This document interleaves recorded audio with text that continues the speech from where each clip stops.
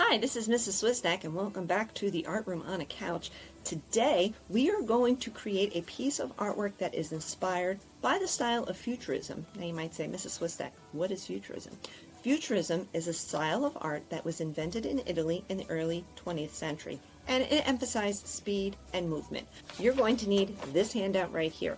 Now if you're following along on my Google Classroom, you're going to be able to find this handout linked as a Google Doc underneath the video in the comments below. Same for those of you who are following along on YouTube.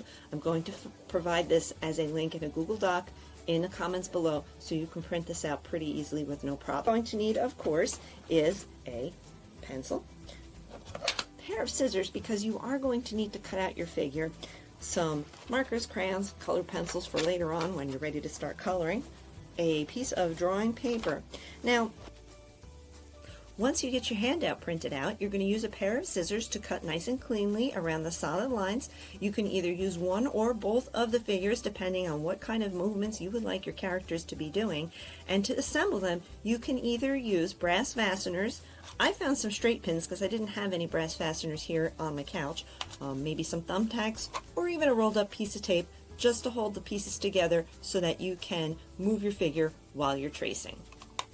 Okay, here you can see I have my person all fully cut out and assembled.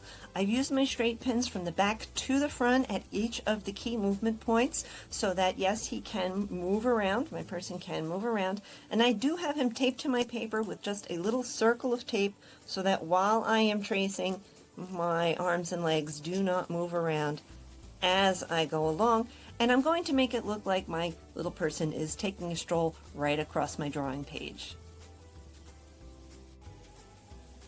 So here you see I've traced my little person 3 times, and I very simply did that by lifting my mannequin up, moving it over to the next position, placing his arms and legs exactly how I wanted them, and tracing around them with my pencil. And I'll show you how I did that for the last position.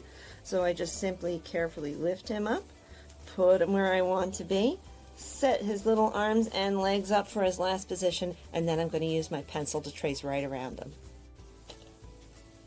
So here you can see what my Futurism piece is starting to turn out to be like.